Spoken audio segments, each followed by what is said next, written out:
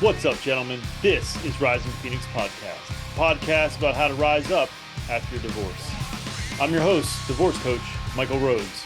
Let's get into it.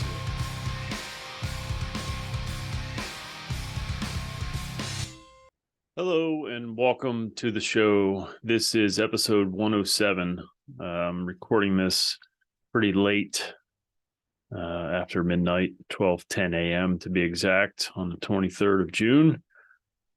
And I wanted to give some updates and cover at least one topic, maybe more. I don't know. Usually, I like to be compelled to do solo episodes and compelled with a particular topic, but right now I'm compelled for a few different reasons. One is to provide some type of an update. I realize that I probably haven't done that in terms of where I'm at mentally and where I'm at with all the things that I'm trying to do and what kind of direction I'm heading or any changes or anything of that nature. So, but before I get to any of that stuff, I wanted to talk about a particular person. And I'm going to say his name on here, and I don't typically do that for supporters or contributors or friends. But someone that was a supporter and a attendee of a lot of meetings early on. I think way back when we were doing Zoom meetings, when this thing kind of first started, Mr. Paul Dunphy is currently in the hospital, and he's in the hospital because he has a brain tumor. I just got the news this evening. I don't know the prognosis. I have been able to talk with him. I can't say any more than that. I just don't know enough details, but he is a man that's a Navy veteran, as am I, and so we have that sort of bond, and of course, both going through a divorce and having children, and I was lucky enough to have met Paul. We had dinner one night, him, myself, and his little boy, and I don't know. I'm. People say life is short, but I don't think life is short. Life can be short. But moments like divorce make it feel like life is fucking long. But for sure, life is fragile. And I don't know prognosis. I didn't want to ask too much of him. He's in the hospital, and he had an operation, and he's not done yet. From what I understand, and I don't think he would mind, but from what I understand, they removed 80% of the tumor, and there's more to be done, and I just don't know enough details. But I did tell him, and he was excited to hear that the next episode was going to be dedicated to him. So this is for Paul, and moments like these, man, it just it hits you, and I can't articulate it properly, but this is the man I know. This is a man that I would consider a good man. I do consider a good man, a Navy veteran, a father, a brother in divorce, and these moments are just, I don't know, scary for sure. Life is fragile, fellas. Life is fragile. So this one's for him. And again, I don't have much of a plan, to be quite honest with you. I felt compelled, and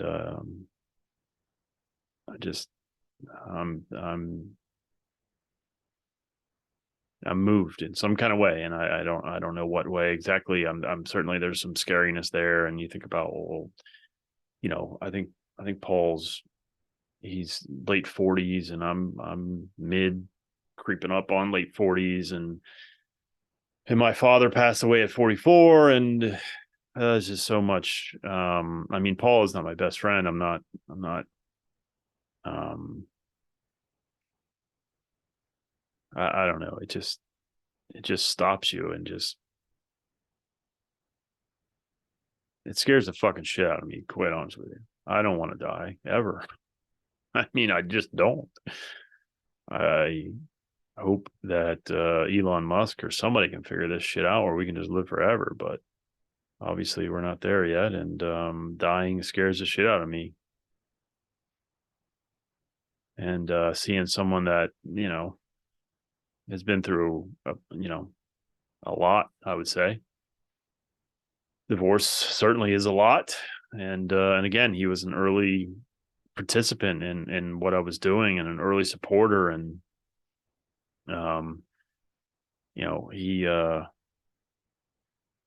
he contributed and I sent him a mug. He has a Rising Phoenix podcast mug and it's just someone in my tribe that is, going through something and it scares the shit out of me. So I'm rambling a bit, but I am not if I am anything, I am not fake. And I'm sort of processing this in some ways. I found out earlier tonight, and I was out with a friend, and I tried to put it on hold. Sort of the thought process of like, obviously I was like, is there anything I can do? He's like, friends and family got my back. Don't worry about it. But there's still that part of me going, what? I don't know. So this one's for him. And I did want to provide sort of an update of where I'm at. I think it's probably pretty transparent that there's been some changes. So I guess I'll start with the Facebook group that was Rising Phoenix Podcast. That's the way that it started, and that is gone. It became the Divorce Men's Network or Divorce Men's Network page or group. Sorry, and that is gone, and so is the website Divorce Men's Network. I don't really have any. I certainly don't have regrets, but I don't have any negative feelings around it. It didn't work. Quite frankly, I didn't see the need to pay a couple $100 to keep the site running. It was time for its renewal, and I just didn't see the purpose because one of the main purposes was to bring people together, and that hasn't worked, and that's for various reasons. And I'm not going to touch on it or talk about it other than to say that it didn't work. And so that's why the website is gone. And all podcast episodes going forward will be posted on my website. I mean, they're obviously they're still out there. You're clearly you're listening to this on either on YouTube or Spotify or Dog Catcher apparently is one. Man, if you're listening to this thing on Dog Catcher, can you just send me a message? Because I would love to know.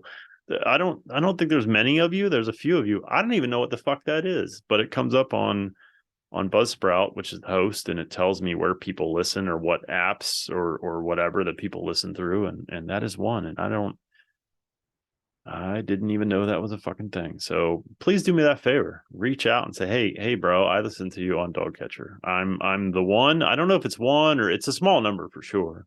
The majority listens via Apple Music or Apple, whatever the Apple Podcast, I guess, whatever the fuck Apple calls its stuff. So,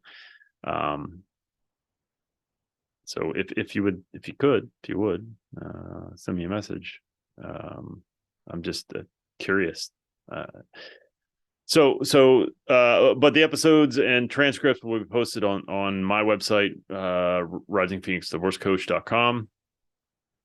The website for the podcast is still up and running, Rising Phoenix Podcast. That's still there. I don't think that's going to go anywhere. I don't think either of those two are going to go anywhere. I tried something and it didn't work, and that's okay. This is what I teach. Adam Grant is someone if you guys are Facebook friends, this is someone I've shared before, and he talked about this not too long ago about, it's quitting. I'm going to paraphrase, I'm going to butcher this for fucking sure, but it's okay to quit. Essentially what he was saying, it's not quitting if you can't just keep, again, paraphrasing, you can't beat your head. He definitely didn't say this, but this is the gist. You can't beat your head against the wall and expect things to change. Like if it's not working, it's not working. You can change course. It's not quitting. It's evaluating and determining that this isn't working. So let's try something else. So my focus going forward is to find men that are willing to do the work. And that can be, the work can be joining the Discord server. It can be just listening to this podcast. It could be being part of the Facebook group. I just want to try and surround myself with those men, because it is a struggle sometimes to do the work. But if you have people around you that are supportive in that hold you accountable sometimes, that help you with advice or point you in the direction of growth or whatever, that aren't just like, just go bang chicks, man, or let's go party, or I mean, nothing wrong with partying, don't get me wrong, but as someone that just recently attended a Dead and Company show, I'm a fan of partying. But they can't, you can't, that can't be your answer to this pain. It can't be. I don't want, I mean, it can be, but I don't want you in my sphere, in my life, if that's who you are. And that's fine. Be who you are. I don't give a fuck. Honestly, I would prefer if the world was more like me, and in terms of my appetite for growing and being independent and not being reliant on others for my happiness or my soothing or whatever. I'm looking for those types of people, and so that's what I'm trying to focus on. So the local groups, all of the local groups, all of the local Facebook groups, they're gone, and I've given up my efforts to create sort of the AA of divorced men, and I tried. There are some others that are still interested in that, and Ian, which, sorry, bro, I really thought it was Ian. Ian, Bravo is geez, Ian, I hope you don't mind him saying your last name, and I'm not going to edit it out because I'm too fucking lazy. Hopefully he doesn't mind.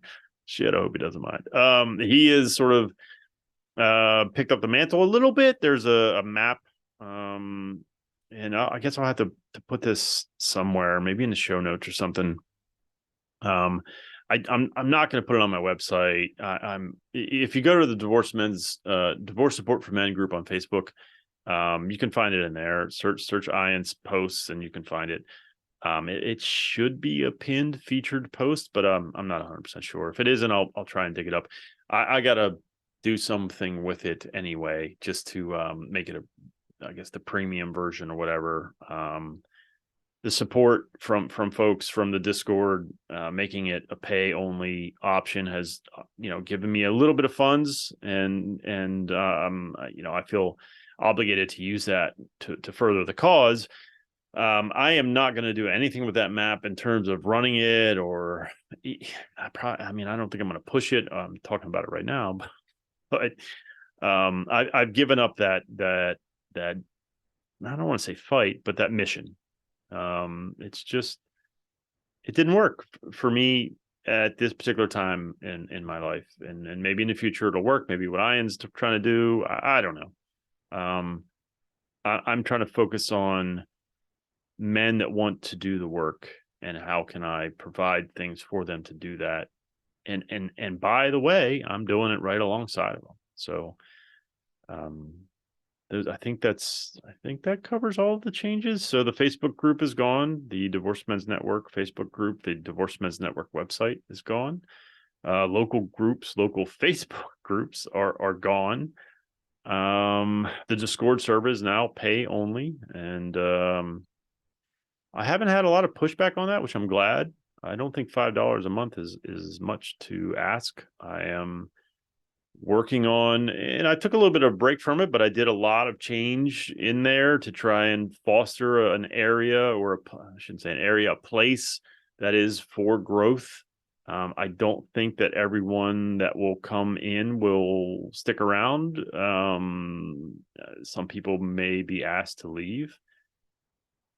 because they're not a good fit, and that's okay. Not everything that I do is for everyone. My outlook isn't the same as everyone else's. I mean, everyone's different, but I'm trying to find folks that are interested in growth, not just getting laid or just pretending like this doesn't hurt, or I don't know. I guess kind of the opposite of me, maybe, perhaps. And it's been good. I don't know the exact number. I think it's in the 40, roughly 40 men that have signed up and are contributing monthly. And I've tried to put that back. I've paid for a couple of bots. I've paid for some boosts in the server to make it better for our video chats that happen. I think I still need to boost it again, because the Wednesday night meeting this last Wednesday night, it wasn't, I don't know if it was my internet or I don't know. So I may boost it a little bit more. And I'm constantly I shouldn't say constantly, but I'm on the lookout for things to put into that Discord server that foster growth, that foster a community, a tribe. And that's what I've called it. And I'm calling it the Rising Phoenix Podcast Tribe. To build that tribe out, to provide tools and camaraderie of like-minded men. And camaraderie is something that I crave and miss, and something that was a part of the United States Navy. That was a true brotherhood, and that's connection is one of my values learned from my time in the Alpha Code. And so I'm trying to foster that. And if you don't think it's worth $5 a month, that's cool. I don't care. I mean, I'm hopeful that people will, but it would take a whole fucking lot of people for it to be a significant amount of money in my life to make a difference. And so it's not about money. It's more honestly about like who is willing to pay. And if they are, then they're probably someone that belongs in a tribe. Not always, but as Justin Dolahanty said, and I quote that man a lot, and I'm sure other folks have said this, but people that pay attention. And if you're going to pay for something, hopefully you will participate in a way that makes it worthwhile for not only you, but for others. So I think that covers it. If you go to risingphoenixpodcast.com, you can get a link to Ko-fi, ko-fi.com. I think it's Ko-fi, ko-fi.com/Rising Phoenix Podcast, I think. But if you go to risingphoenixpodcast.com, you'll see the link. I used to call it Warriors, and that's still what it says now, I think, on the website. Become a warrior, click here type thing. But I'll probably maybe change that. I'm not sure. But that's where I'm at in terms of the things I'm doing. The other thing that, like I said, I'm going to post all the episodes on Rising Phoenix or risingphoenixdivorcecoach.com. And so I'm using some automated software and things with WordPress, the website, to make everything automated. I bought some different plugins for my website. And at this point, almost everything it's pretty close to being completely automated. When I upload an episode and to Buzzsprout, the plugin that I have on my website searches for a new episode, or gets notified. I don't know how the fuck it works. Some kind of voodoo magic, I guess. It automatically creates a draft post on the website. I do have to upload the transcript, and there is some work there in terms of creating the transcript, which I'll probably address when my subscription to Otter, which does the transcriptions, when that runs out. And I'll probably address it to make that automated as well. But then once I change it from a draft to a regular post, then it posts to Facebook, Instagram, and the Discord server. So it's all good stuff. I appreciate the support so very, very much. It does help. It has helped to automate things, which relieves pressure from me. There's still some work to be done, but it's coming a long way. And I'm advertising the Discord server in the Divorce Support for Men group once a week, and I'm going to start advertising on a regular basis my program, Forged by Fire. At this point, I have signed 10 clients, and it's been going pretty well. I'm hopeful, and even if I never do it as a full-time gig, I'm still able to help men, and there's no question that it helps men. And I will get back to doing episodes about the program. I just there's a variety of reasons why I've backed off from the podcast for a little bit, and I'll get to some of that too. I do want to cover a particular topic, but I do want to cover some of this sort of news information type shit, I guess. Um, so thank you to all of you. It has helped me to automate a lot of this stuff. And I guess I'll transition to sort of like why have I sort of taken a step back? Obviously, my mental health was suffering a little bit, and I'm doing much better. I've made a lot of decisions that have alleviated a lot of stresses. I've asked for some help. Boy, I can't tell you how much that helped. I know as men, we like to go it alone. And so Ian, who I mentioned earlier, and Pete and Scott and Jaron and Chris and Dan and Ryan are now helping me. And I shouldn't have gave Ian's last name. I apologize, but hopefully he doesn't get pissed. The rest of them, I don't know if they want me to say their last name. I think some of them would be okay with it, but regardless, I'm not going to mention it without explicit permission. But they are now helping me run those. I believe it's 7 total men are helping me run the Divorce Support for Men Facebook group, and I cannot stress enough how much that has helped me. I can't tell you how much I love those men for helping me. I simply asked for help, and they answered the bell, answered the call, and I am fucking lucky and fortunate to have them. And it's not just the logistics of approving people and policing people. It's bouncing things off of them. Hey guys, what do you think of this post? Is this guy? What do you think of this guy? What do you think of this comment? Those types of things. It's been invaluable. It's been a complete and total one-man show. And I had nobody by choice, I guess. I don't know. I had nobody really to bounce things off of. A few people did help out, but then they have lives, and things it just gets overwhelming, and they take breaks, and that's okay. I would do it too, but I would never really reach out and say, hey, what do you guys think of this, or what do you think of that? But now I am doing that, and they're doing it too, vice versa. They're watching the posts and the requests, and they're like, what do you think of this guy? And it's such a good thing to have a community and a tribe. And I mentioned this in a live video about the significance of tribe, and I talked about perhaps doing a solo episode, and I will, but it won't be today. But that will be coming, because I feel very strongly about not going through shit alone and building your tribe. It's so important. I mean, it was the outro to the podcast a long time ago. Well, if you go back and listen to episode 1 to fucking, I don't remember, it will give you the quote that I sort of stole and adapted a little bit. Find your tribe, man. It's so fucking important to find people that see the world the way that you do. It's so important for a variety of reasons. So thank you to those men. And I realize I'm a little bit all over the place. I apologize. I didn't take any notes or anything. I just I felt compelled, and I just wanted to first, talk about Paul, and then give an update on where I'm at and how I'm doing. And I still have some moments. I'm trying to change some things with my job in terms of procedures and processes, and also mindset. Mindset is so huge. Instead of getting stressed out, I'm trying to let things go and take a better mindset, to be mindful of where I'm at, to practice what I preach. These are things that I talk about in my program. You have to be aware of where you're at and what you're thinking, and then decide, do I want to think like this? Do I want to behave like this? Do I want to have these feelings? And it's not always easy to change some of these things, but the first step is to be aware, and I'm very aware. Something wasn't working, so I'm trying some things. I'm trying to make some changes.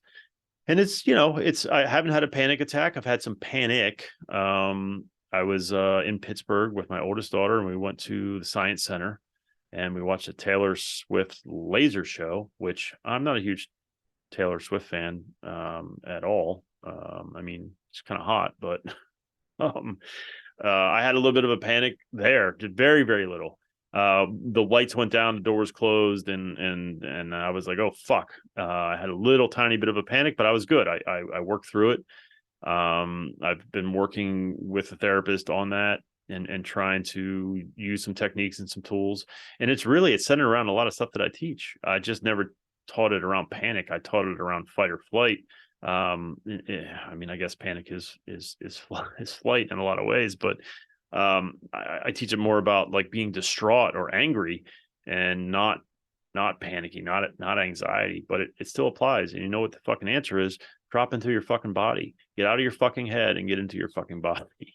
Our brains cause more fucking problems than we know how to deal with. And so anyway, so I'm doing pretty well mentally. I still have some panicky and some overwhelm here and there, but I'm trying. I'm one of the things that I talked to my therapist about on Wednesday was trying to implement meditation at least twice a week. You know, just a small goal, like just twice a week. Once when my girls are here, Monday and or Tuesday, and then one other time throughout the week. And I'm trying to do that. I haven't done it this week, but I only started yesterday. So I think that covers sort of what's been going on. It covers Paul. It covers what's been going on, sort of some of the changes that I've been making. It covers kind of where I'm at mentally. I don't think there's anything there. I could say that, like I said about the scored, it's pay only, but I'm still working on adding things and changing things and making it a place that fosters growth, that encourages growth, that allows for people to express themselves and be surrounded by men that are supportive and understanding. Because as any of you that know that listen, you can talk about your divorce to someone, a loved one, until you're blue in the fucking face, but if they've never been through it, they just don't fucking get it. So it's really important to surround yourself with people that do get it, and it's much more important, I think, to surround yourself with men that get it because they've been through it. So I think that covers all of the sort of I don't want to say extracurriculars, but sort of I don't know, accessories, ancillary. I don't know the fucking word. It's late and I'm tired, but it covers some of the stuff that I guess, ancillary perhaps, but important nonetheless. But I really wanted to talk about loneliness. I see it so very much. Guys are always posting about how lonely they are, and I understand that. I do, especially, and all of these stories are dynamic and different. And, I was with her for 10 years and I was with her for 2 and I was with her for 24. And it's just, everything is different. And so, but when you're in your story, you believe that, you're justified in your loneliness. But I was with her for 4 years and some guys are going, yeah, well, I was with her for 24. So at the end of the day, it doesn't fucking matter. You had an experience, a moment of time in your life, and you were with someone, and your every moment, it wasn't with them, but it was about them in some kind of way, right? You had dinner with them, you ate with them. If you were traveling somewhere for work, you're telling them where you're going,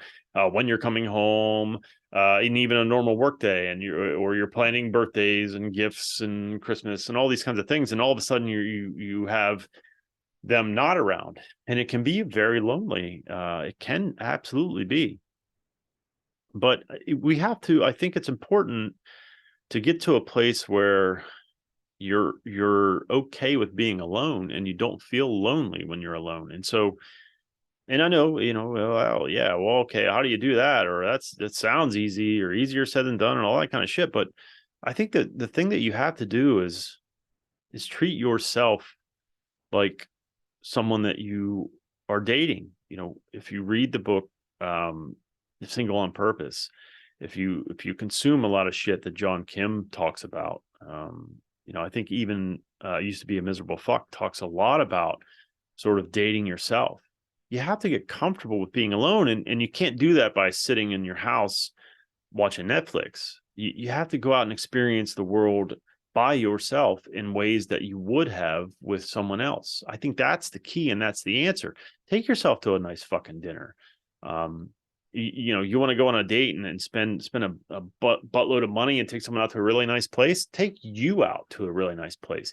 Go to a movie by yourself. Start being comfortable in your own skin. it's okay to be alone. You can be alone and not lonely. You can enjoy your own company. And in fact, I think you should, because if you can't do that, then again, you're susceptible. I say this all the time, and I don't want to be a broken record, but you're susceptible to taking whatever crumb comes your way.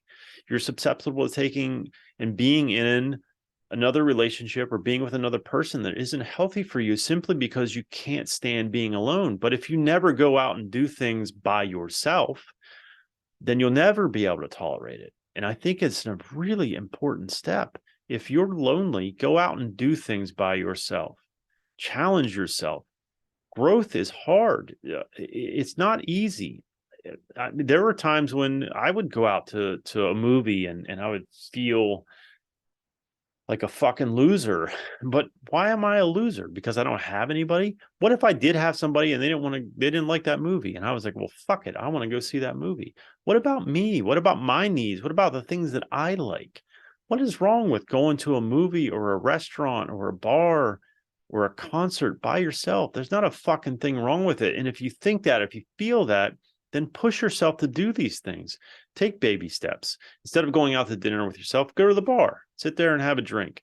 Don't get shit-faced, obviously, and then next time maybe have an appetizer or whatever. Progress, not perfection. You don't have to conquer the fucking Mount Everest on the first fucking attempt. You can climb up to the first summit and be like, you know what, this is pretty good for now. I'm gonna fucking go home. You don't have to win the fucking game, the day, the inning, the quarter. You can do a little bit at a time.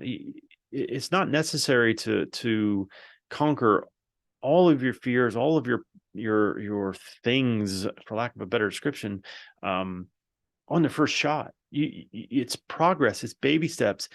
Baby steps are still steps. Trying something and doing something and still doing something. If you sit around and expect things to change, what are you fucking crazy? Like, it's nothing changes if nothing changes. And so if you're feeling lonely, challenge yourself to go do things by yourself that you would normally do with someone else. And I get that sometimes it's going to be uncomfortable and weird. And people might think, oh, what's this guy? Fuck what people think. Who gives a fuck? People have their own shit. And more than likely, they're not thinking any fucking thing because they're in their own head. When's the last time you went out and saw someone and wondered, why are they wearing those shoes? Fuck's wrong with them? Or why in this place? You're not. You're worried about your own self. And most people are worried about their own selves too. And if they aren't, it's because they're fucking miserable and they can't deal with themselves. So they're looking for everyone else to make fun of or point fingers at. So fuck them. Who the fuck are they? Who gives a fuck? Do you want to be okay? Then put yourself in uncomfortable situations. And again, baby steps. Start small. Maybe you just walk into a fucking restaurant. Maybe you just walk up to the fucking door and then go fucking home. Baby steps is okay. We don't have to fucking win the Super Bowl in our rookie season. It's not necessary. And in fact, you fucking can't win it after the first game of the season or the first fucking quarter or the 9th or 12th or 17th fucking quarter. Someone do the math. I don't know how many quarters it would take to win a Super Bowl, and you can't win all those quarters.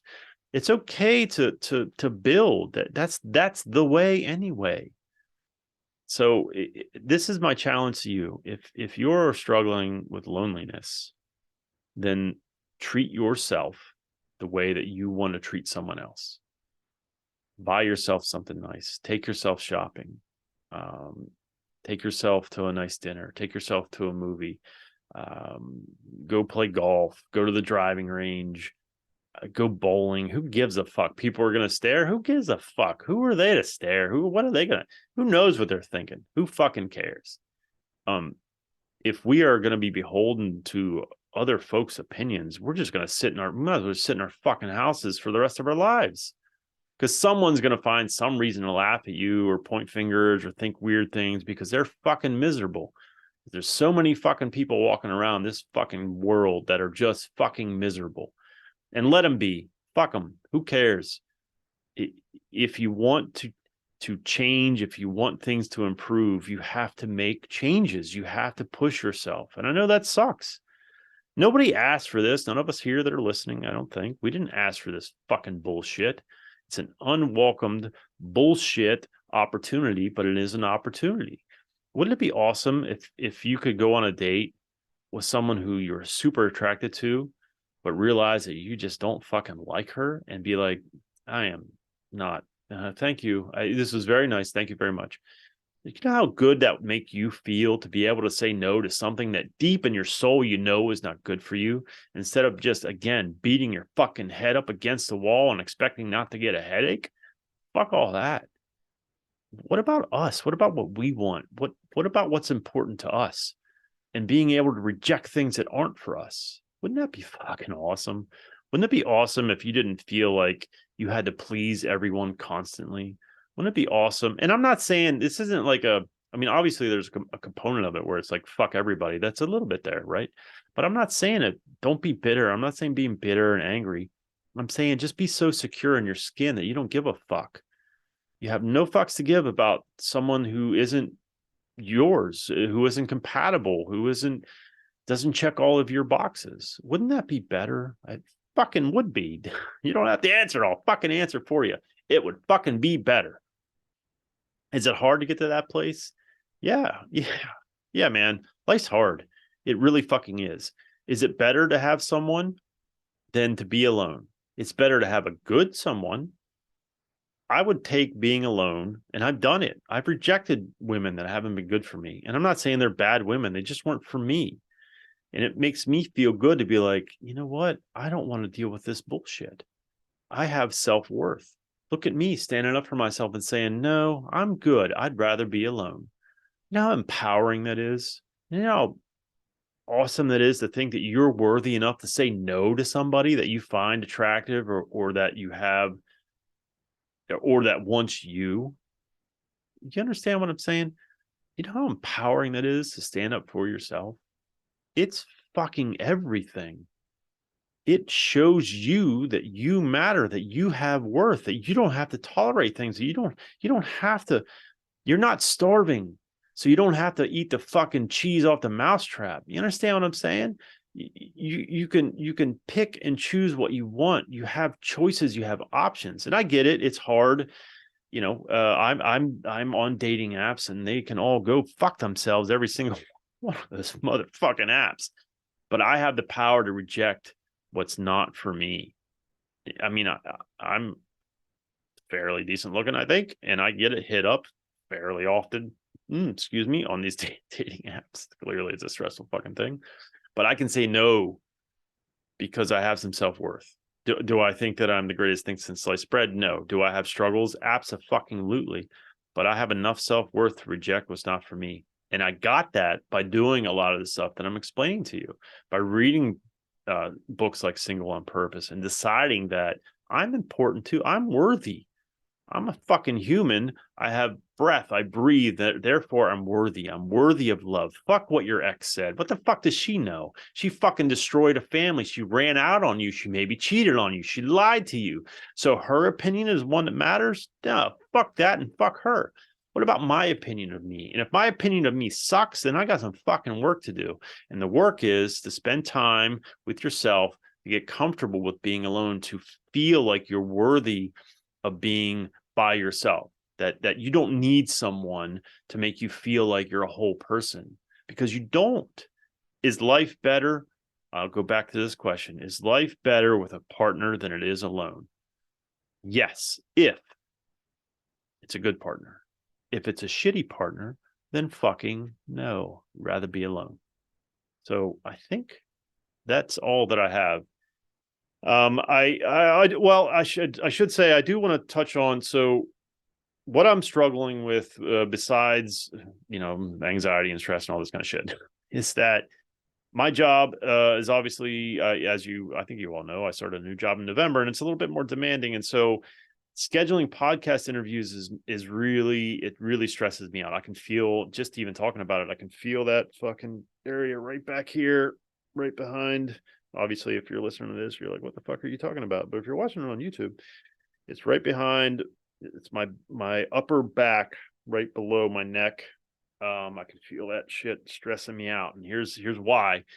I feel it's so difficult to schedule these interviews with other folks.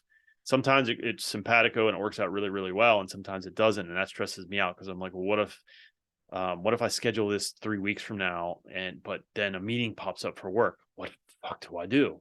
But I think I've settled on, I'm just gonna schedule what I can, and if it doesn't work, it doesn't work. And because it's happened in the past where, oh shit, I got a thing and I can't make that one. Can we reschedule? That sucks. I don't want to do that, but I can't. I really like interviewing people, and I can't put that on the back burner because I'm afraid of how it might play out if there's a conflict. I'll just fucking make it work one way or the other, and that might be canceling the interview and trying to reschedule. I will say that when you cancel interviews, it's really fucking hard to reschedule. People sometimes, I don't know if they take it personal or if they're just like, I'm a flake, or I don't know what it is, but it can be harder. And so that's part of the stress. Like, oh, fuck, what if they, that's also probably some sort of weird self-esteem thing. What if they think I'm a flake, or what if they think I'm an amateur, which I am a fucking amateur, just to be quite frank. I mean, I'm I just am. I'm okay with that. I'm in my fucking basement. I mean, I enjoy what I do, and I think I am pretty fucking good at it. But I can't worry about that. I can't let fear get in the way. And so going forward, probably not for a little while yet. I'm still trying to get comfortable with that mindset of, you know what, fuck it, I'll just schedule it and let's see what happens. Coupled with vacations and trips, work trips. I do have a work trip next week. I'll be in Chicago. Shout out to anyone that's in Chicago and wants to get together next week. Feel free to hit me up, especially if you listen on Dogcatcher, or any fucking thing. I don't really care, but I will be in Chicago next week, and then so I guess, what is it, the 27th or some shit? I don't know. From Monday, June, whatever the fuck it is, until my flight is scheduled for Thursday morning, but I'll probably end up flying home Wednesday evening, but I'm not 100% sure. So anyway, so if you're in Chicago, you want to get together, hit me up. I think you probably all have Rising Phoenix Divorce Coach at Gmail, or Rising Phoenix Podcast 2020 at Gmail, or if you're in the divorce support group, I'm Michael Rhodes, clearly says it at the beginning. Just hit me up, man. So yeah, I will get back to, I have a couple of really interesting folks that I've been talking with that I'm excited to get on the podcast. It's just, I'm a little bit frozen in fear of having panic and anxiety around the scheduling process and figuring it out, and making sure I don't cancel, and trying to coordinate with work and kids and all that kind of shit. So, but I am not done. I am not quitting. I fucking love doing this. I really do. I think that I don't know that I'll ever be able to do this for a living, and that's okay. I hope someday. I think someday I'm just going to fucking throw in the towel and be like, fuck it. I'm close enough to retirement. I got some money in the bank. I'm just going to fucking drive around the fucking country in an RV and interview divorced dudes and psychologists. Fuck it. That's what I'm going to do. That's probably 9 years from now. Maybe episode, I don't fucking know, 1000 or some shit. I would love to do this for a living, but unfortunately my bills are very demanding and they need to be paid. So, as are all of ours. So I think that's it. If you need anything, please don't hesitate to reach out. If you are interested in my coaching program, hit the website, risingphoenixdivorcecoach.com, and book a call, and let's have a conversation. Maybe it's a good fit, maybe it isn't, but we won't know until we talk. So I guess that's it for now. Take care of yourselves and take care of each other. Thank you so much for watching and or listening. Since my separation in July of 2019, I have done an incredible amount of work on myself. I've had many different therapists, life coaches, and went through different programs. I've taken all that I've learned and put it into my own program called Forged by Fire. If you are interested in having me help you navigate your divorce, please hit my website, risingphoenixdivorcecoach.com. I look forward to working with you.